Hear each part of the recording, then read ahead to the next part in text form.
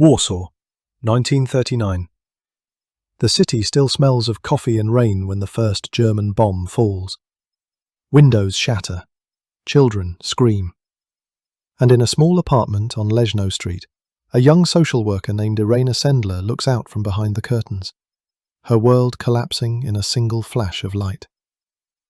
She is 29, quiet, modest, the daughter of a doctor who once treated the poor for free.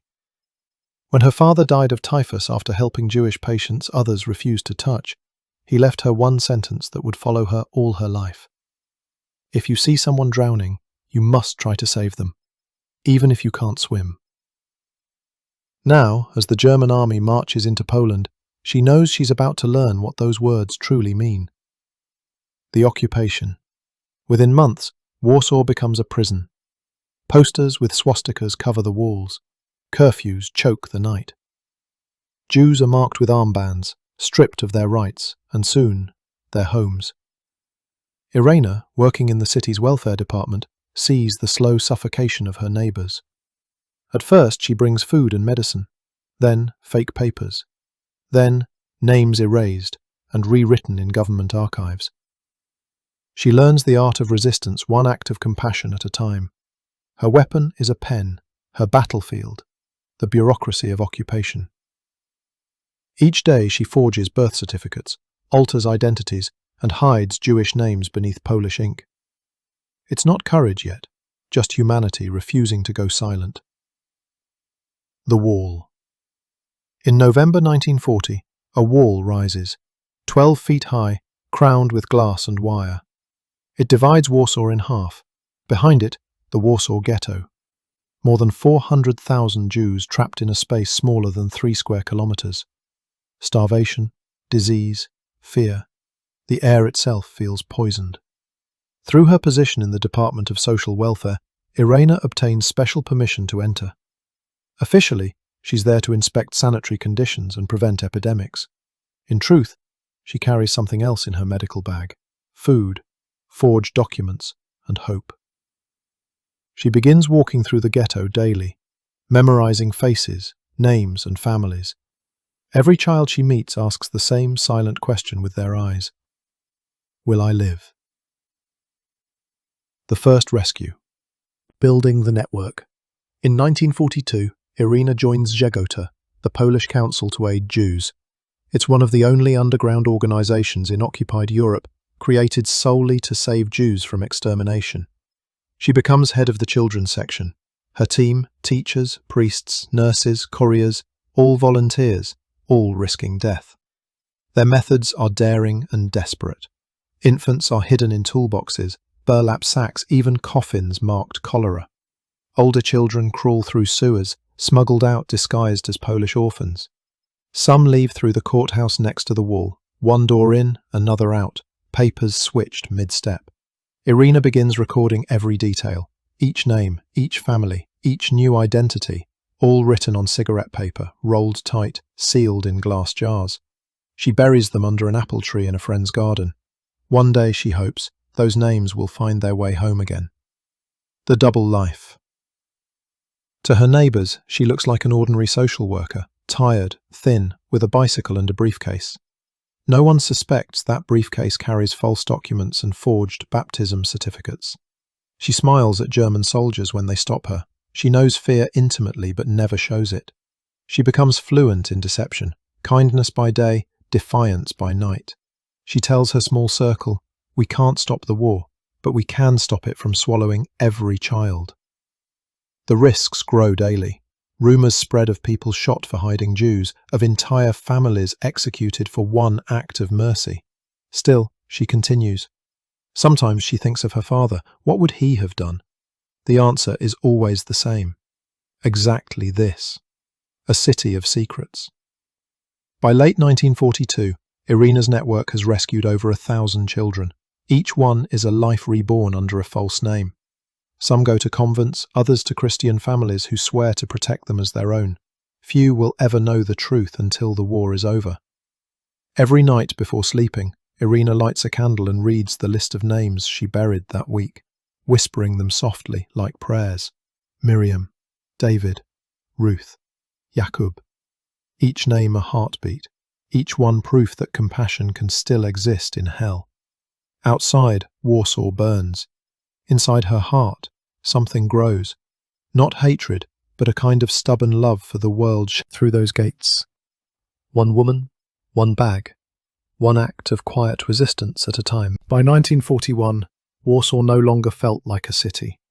It felt like a lung that could no longer breathe. Beyond the walls of the ghetto, life still moved in grey motion. Tram bells, church bells, the slow chatter of markets. Inside the walls was a different planet, and Irena Sendler crossed between them every day. Through the wall, her official papers identified her as a sanitation inspector for Warsaw's health department. It was the perfect cover. Disease was rampant: typhus, tuberculosis, dysentery, and the Germans were terrified of infection. Few wanted to enter the ghetto themselves, so they granted passes to Polish health officials, among them Irena. Every morning she rode a rusted bicycle to the checkpoint on Leszno Street. Guards barely glanced at her papers. A woman with a doctor's bag looked harmless. Behind her glasses and calm smile she hid notes, bread, and false documents between pages of medical forms. She called it the quietest smuggling in the world. Inside the ghetto the air was thick with smoke and the smell of decay. Children with hollow eyes ran barefoot through snow. Mothers bartered wedding rings for bread crusts. Men in ragged coats carried the dead on wheelbarrows. Irena did not look away. She greeted people by name, listened to their stories, and promised that help would come, even when she wasn't sure she believed it herself. The first plan. Her network was still small then. A handful of nurses and friends from the Department of Social Welfare. They used their passes to bring medicine in and carry children out. A doctor's ambulance became their lifeline. They devised a system of codes. A cough meant the path is clear. A hat tilted left meant turn back. They spoke in half sentences and eyelid gestures. The risk was absolute. Discovery meant death for everyone involved. But for Irena, each child was a universe, and she had made a promise to save as many universes as she could. Methods of escape. The ghetto walls became a map of possibilities. One route led through the courthouse, where a side door connected to the Aryan side. Another through the old tram tracks beneath the street. A third through the city sewers, where the stench was so overpowering the guards rarely followed. Babies were counsel to aid Jews, and was placed in charge of the children's department. They forged hundreds of identity papers using typewriters, stamps, and ink smuggled from abandoned offices. Every document was a bullet against annihilation. Funding came from secret donations and the Polish underground state, but money was never enough. The currency they needed most was trust. One mistake, one spy, one betrayal, and the entire operation could collapse. Irena met volunteers in church basements, cafes, cemeteries. They spoke softly, used no names. They called themselves, simply, friends. The children. Some children were too young to remember their parents' faces. Others were old enough to understand that they had to forget them. Before they left, Irena would kneel and look into their eyes. "You must learn a new name, my sweet. You must pretend you are someone else for a while. But one day, when it's over, I will tell you who you really are." Many nodded bravely. Some cried so softly she could barely breathe. Once the gate closed behind them, their past ceased to exist, burned like the papers she forged to save them. At night, she wrote their real names on tiny slips of paper, rolled them tight, and hid them in glass bottles. The bottles went into a crate, the crate into the earth beneath an apple tree. It was the safest archive in occupied Poland, a garden of names waiting to be reunited with their faces. A city of eyes. By 1943, the Gestapo had heard rumours of a network saving Jewish children. They called it the Angel Organization. They had no names, no faces, only suspicions, and Irena knew that meant time was running out. The ghetto was shrinking. Deportations to Treblinka were daily reality. She saw empty streets where families had stood the week before.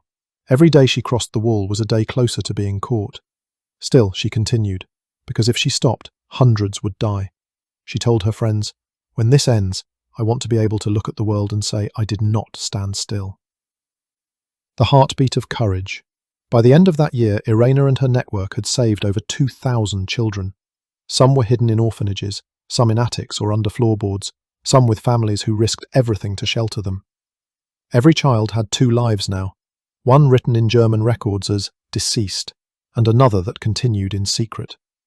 By 1943, the city had learned to whisper. Warsaw was no longer a capital. It was a secret, beating heart buried under rubble and fear. The Germans called it Judenfrei, cleansed of Jews. But Irena Sendler knew better. Beneath the silence, thousands of children still hid behind false names, breathing borrowed lives. Each one a fragile spark, burning in defiance of extinction. And she carried every single one of their names, inside her memory, and beneath the roots of an old apple tree. The Archive of the Heart. The idea came to her one night during an air raid. The sirens screamed, and in the flicker of candlelight, she realized she could no longer keep all the names in her head. She needed a record, something that would outlive her if she was caught. So she began to write. She took cigarette papers and scraps of old forms from the welfare office, each strip barely wider than a finger. On them she wrote, with a trembling hand, the birth name of the child, their new identity, and where they had been sent. No last names, no full addresses, just enough for recognition when peace returned, because she believed peace would return. When she finished each night, she rolled the strips tightly, sealed them in small glass bottles, and whispered the names once more before hiding them, for them to come home. Then she walked through the blackout streets to her friend's garden, where a single apple tree grew near the fence. Beneath it, she dug shallow holes and buried the bottles like seeds. Years later, she would call it her Forest of Souls, children of nowhere. Every day brought new faces. Sometimes mothers brought their children themselves, trembling, desperate. Sometimes Irena found them alone in the ruins. There was never time to ask names properly. She wrote them phonetically, afraid she might forget even a syllable. Some of the children didn't understand what was happening. A few resisted. One small boy screamed, "I want to stay with Mama." The mother looked at Irena with hollow eyes and said, "Tell him I'll find him after the war." Irena nodded, knowing it was a lie. That night she added another slip to her bottle. His name was David. Next to it she wrote, "Now Stefan. Safe." Between hope and guilt. The list grew. So did her guilt. She couldn't save them all. For every child she rescued. River. The Germans burn entire streets, and Irena can smell the ashes from her window. Then one morning, a knock on the door. Too firm, too late in the day. Gestapo. Someone had talked. They dragged her from her apartment, through the stairwell, into a truck. No trial, no explanation, only the cold certainty that her time had come. The interrogation. At the Paviak prison she was thrown into a concrete cell. For days they questioned her. Where were the children? Who were her contacts? Who financed the network? When she refused to answer, they beat her. When she still refused, they broke her legs. "You will talk," a Gestapo officer said, holding a revolver. "We know you have a list." She looked up through blood and whispered, "You'll never find it."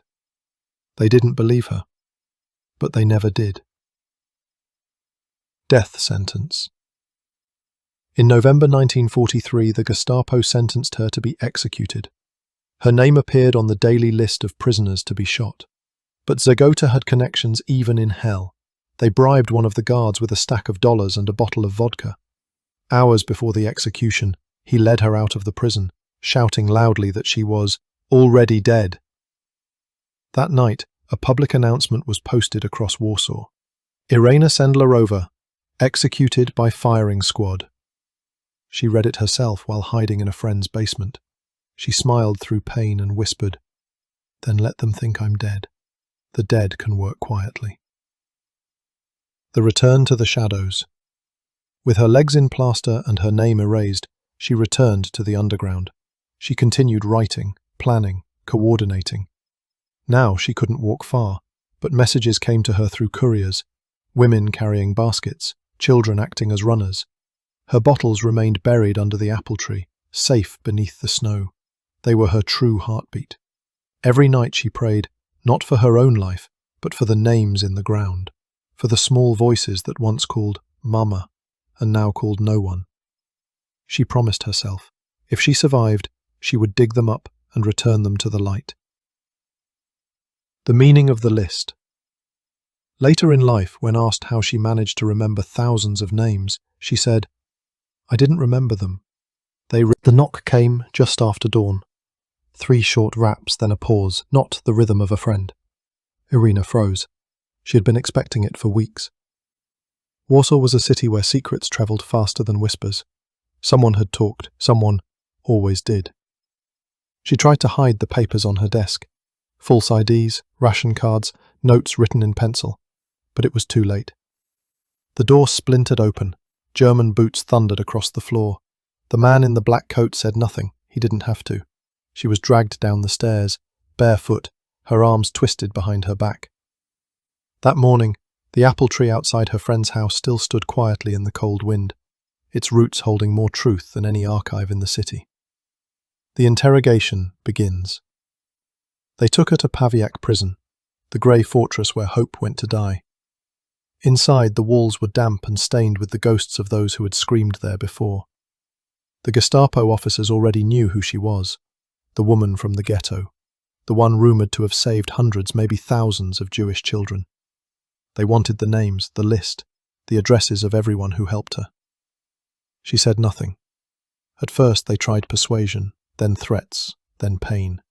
They tied her to a chair, beat her with truncheons, poured freezing water over her body, demanded she speak. She kept her eyes open, staring at the cracked wall, repeating silently in her mind the names she had buried. Miriam, David, Ruth, Samuel. Each name was a fortress. The breaking point. After 3 days they broke her legs. The pain was unbearable, white-hot, infinite. But not a single name left her mouth. "You will die for these Jews," one of them shouted. "You think they will remember you?" She spat blood and whispered, "I only hope they live long enough to forget me." That was the first time one of the guards looked away. They dragged her back to her cell. She lay on the floor, trembling, her breath short, her heart hammering like the ticking of a bomb. Somewhere down the corridor another prisoner screamed, then silence. She wondered if her list was still safe under the tree. She prayed the bottles were deep enough, the earth heavy enough. The sentence. On November 13th, 1943, she was officially sentenced to death by fire. Came for her. Her legs were in splints and she could barely stand. The guard hissed quietly, "Follow me, don't look back." She limped through the corridor, her heart pounding. One wrong step, one shout, one glance from another officer, and it would be over. At the final door, the guard opened it, shoved her outside and muttered, "Run, dead woman." Then the door closed behind her. For a moment she stood there, blinking in the pale light, the world spinning. She was free, but officially dead. The ghost of Warsaw. Her friends hid her in the basement of an apartment on the outskirts of the city. When she saw her name posted on the German bulletin board among the executed, she smiled faintly. "Then let them believe it," she said. "The dead can move unseen." From that day on, she became a ghost. No official identity, no address, no safety. Only shadows and messages passed by couriers who knew her only by code. She resumed her work almost immediately. From her hiding place, she coordinated the network, dictated new lists, and directed others to smuggle the remaining children out before the ghetto was completely liquidated. Even with her broken legs, she insisted on writing every night. She used scraps of paper torn from old notebooks, ink made from soot and water, and the same shaky handwriting that had already saved thousands. The weight of survival. The others called her the ghost who would not die. She laughed softly at the name, because part of her already had. She no longer feared death. She feared forgetting. She feared that if she stopped writing, the names would fade, and with them the proof that kindness had existed in hell. Her pain was constant, her body ruined, but her spirit only hardened. "They took my freedom," she told one friend, "but not my work. The list is still alive." Warsaw burns. By 1944, the city was ash and smoke. The ghetto had been destroyed, the uprising crushed, and every day new columns of refugees passed through the ruins. Irena watched from her hiding place as tanks rolled past and church bells fell silent. She wondered how many of her children still lived. She wondered if the apple tree still stood, its roots protecting their names. She had become what the Germans feared most. Not a fighter, but a memory that had already died, continued to save the living. The war ended the way storms do. Not with peace, but with exhaustion. The guns went silent, but the silence did not feel like victory. It felt like a pause between heartbeats, like the world holding its breath to see what was left. For Irena Sendler, it was time to return to the apple tree. The return. Spring 1945. Warsaw was unrecognizable. Streets she had known were now dust and bones. Churches were gutted, houses hollow, bridges twisted into the river. The air still carried the smell of smoke, though the fires had long gone out. She walked, slowly, on crutches, through what used to be her city, past walls scribbled with names of the missing. Some people were searching for loved ones. Some just stood and stared at the ruins, too numb to move. The apple tree was still there, its trunk blackened, its branches bare, but the ground beneath it was undisturbed. She dropped to her knees, ignoring the pain in her legs, and began to dig with her hands. It didn't take long before her fingers hit glass, then another, and another. Bottles, 12 in total, coated in mud and dust. Inside them, the names she had buried when the world was ending. Now they were the only living thing left from that time. The unburied truth. She carried them home like relics, laid them carefully on her table, one by one. The paper inside was fragile, yellowed, damp, almost translucent. But the ink was still there. Names, so many names. Miriam, David, Ruth, Samuel. Each line a child who had vanished into a new life, or into none at all. She lit a candle and began to copy them, carefully, slowly. She wrote 2 columns, real name, new name. Sometimes she paused, staring at the letters until they blurred. Some names she remembered vividly, faces, voices, laughter. Others were just shadows, but every one had mattered.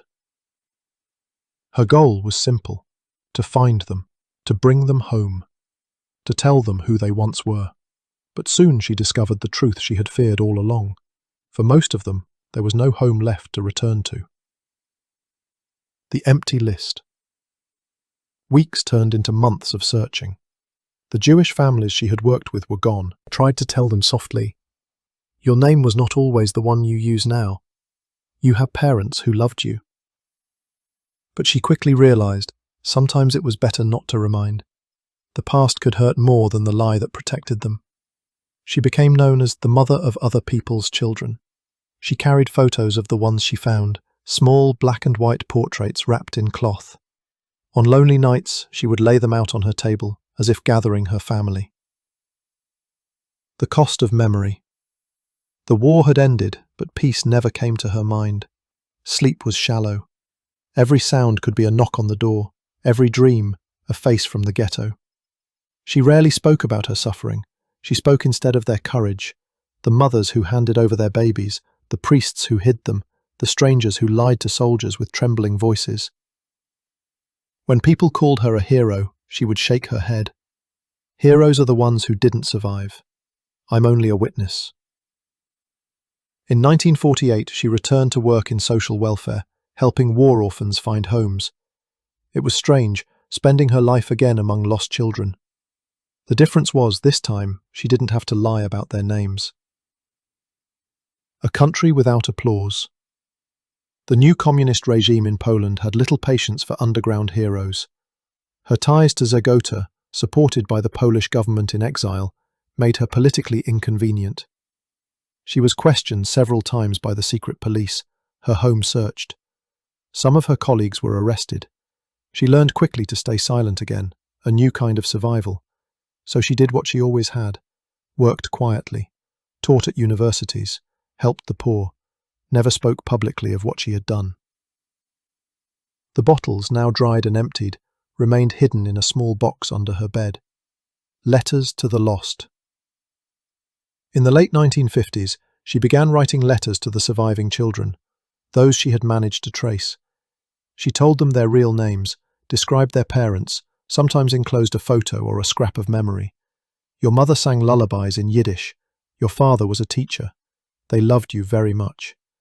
Some answered with gratitude. Some didn't answer at all.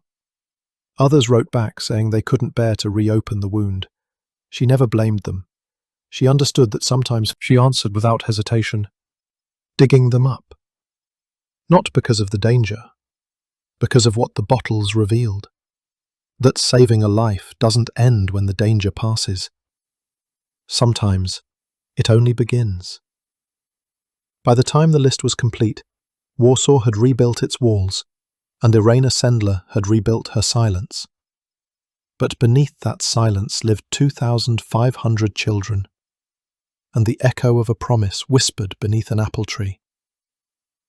One day, I will bring you home. Decades passed. Warsaw rebuilt itself from ashes. Streets once paved with rubble now echoed with laughter and traffic. But beneath the surface, ghosts still lived, not to haunt, but to remind.